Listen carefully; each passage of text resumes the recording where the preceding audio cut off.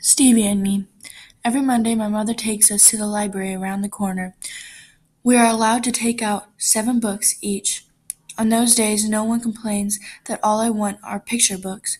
Those days, no one tells me to read faster, to read harder books, to read like Dell.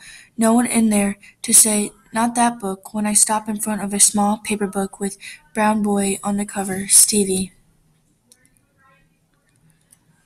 I read, one day my mama told me, you're gonna have a little friend come stay with you, and I said, who is it? If someone had been fussing with me to read like my sister, I might have missed the picture book filled with brown people. More brown people than I'd ever seen in a book before. The little boy's name was Stephen, but his mother kept calling him Stevie. My name is Robert, but my mama don't call me Roberty. If someone had taken that book out of my hand and said, you're too old for this, maybe I'd never have believed that someone who looked like me could be in the pages of the book, that someone who looked like me had a story. When I tell my family I want to be a writer, they smile and say, we see you in the backyard with your writing. They say, we hear you making up all those stories, and we used to write poems, and it's good hobby. We see how quiet it keeps you. They say, but maybe you should be a teacher, a lawyer, do hair. I'll think about it, I say, and maybe all of us know this is just another one of my stories. Daddy Gunner. Saturday morning, and Daddy Gunner's voice is on the other end of the phone. We all grab for him. Let me speak to him, my turn. No, mine. Until Mama makes us stand in line. He coughs hard, takes deep breaths. When he speaks, it's almost low as a whisper. How are my New York grandbabies, he wants to know. We are good, I say, holding tight to the phone, but my sister is already grabbing for it. Hope and even Roman, all of us, hungry for the sound of his faraway voice. Y'all know how much I love you, infinity and back again. I say it the way I've said it a million times, and then Daddy says to me, go on and add a little bit more to that. Hope on stage. Until the certain comes up and he's standing there, 10 years old and alone in the center of the PS 106 stage. No one knew my big brother could sing. He is dressed as a shepherd, his voice soft and low, more assured than any sound I've ever heard come out of him. My quiet big brother, who only speaks when asked, has little to say to any of us except when he's talking about science or comic books, now has a voice that is circling the air, landing clear and sweet around us. Tingaleo, come little donkey come, Tingaleo, come little donkey come. My donkey walks, my donkey talks, my donkey eats with a knife and fork. Oh, Tingaleo, comes little donkey come. Hope can sing, my sister says in wonder, as my mother and the rest of the audience starts to clap. Maybe I'm thinking there's something hidden like this in all of us, a small gift from the universe waiting to be discovered. My big brother raises his arm, calling his donkey home. He is smiling as he sings, the music getting louder behind him. Tingaleo. And in the darkened auditorium, the light is only on Hope, and it's hard to believe he has such a magic singing voice, and even harder to believe his donkey is going to come running. Daddy, this time.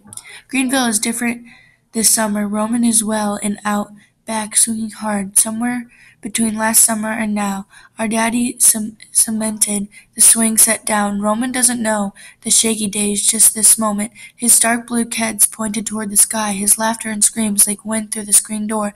Now my grandmother shushes him. Daddy resting in the bedroom, the covers pulled up to his chin, his thin body so much smaller than I remember it. Just a little tired, Daddy says to me, when I tiptoe and with chicken soup sit on the edge of the bed and try to get him to take small sips. He struggles into sitting, lets me feed him small mouthfuls, but only a few are enough, too tired to eat any more. Then he closes his eyes. Outside, Roman laughs again and swing set whines with the weight of him. Maybe Hope is there pushing him into the air, or maybe it's Dell, but the 3 of them would rather be outside. His room smells, my sister says. but I don't smell anything except the lotion I rub into my grandfather's hand. When the others are around, he whispers your favorite smiles and winks at me. You're going to be fine, you know that? Then he coughs and closes his eyes, his breath struggling to get into and out of his body. Most days I am in here with my grandfather holding his hand while he sleeps, fluffing pillows and telling him stories about my friends back home. When he asks, I speak to him in Spanish, the language that rolls off my tongue, like I was born knowing it. Sometimes my grandfather says, sing me something pretty. And when I sing to him, I'm not just left of the key or right of the tune. He says, I sing beautifully. He says I am perfect. What everybody knows now. Even though the laws have changed, my grandmother still takes us to the back of the bus when we go downtown in the rain. It's easier, my grandmother says, than having white folks look at me like I'm dirt. But we aren't dirt. We are people paying the same fare as other people. When I say this to my grandmother, she nods, says, easier to stay where you belong.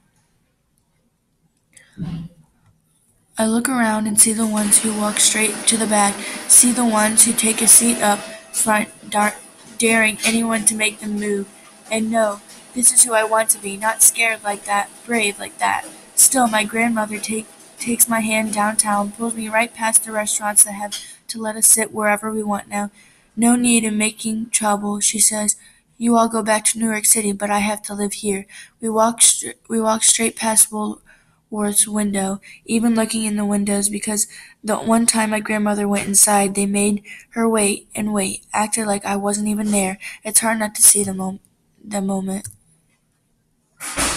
My grandmother, in her Sunday clothes, hat with a flower pinned to it, neatly on her head, her patent leather purse perfectly clasped between her gloved hands, waiting quietly long past her turn. End of summer. Too fast as summer leaves us, we kiss our grandparents goodbye, and my Uncle Robert is there, waiting to take us home again. When we hug our grandfather, his body is all bones and skin, but he is up now, sitting in the window, a blanket covering his thin shoulders. Soon I'll get back to that garden, he says, but most days all I want to do is lay down and rest. We wave again from the taxi that pulls out. Slow down the drive. Watch our grandmother, still waving, grow small behind us, and our grandfather in the window fade from sight. Far Rockaway. Robert only stays long enough for my mother to thank him for buying our tickets for getting us home. He does a fancy turn on his heel, aims two pointer fingers at us, says, I'll catch up with all of you later. We tell him that he has to come back soon, remind him all of the stuff he promised us all he's promised us, trips to Coney Island and Palisades Amusement Park, a Chrissy doll with hair that grows, a Tonka toy, Gulliver's Travels candy. He says he won't forget, asks us if he's a man of his word, and everyone except my mother nods. Hard not to miss my mother's eyebrows, giving her baby brother a look, pressing her lips together. Once in the middle of the night, 2 policemen knocked on our door, asking for Robert Leon Irby, but my uncle wasn't here. So now my mother takes a breath, says, stay safe, says, don't get into trouble out there, Robert. He gives her a hug, promises he won't, and then he is gone.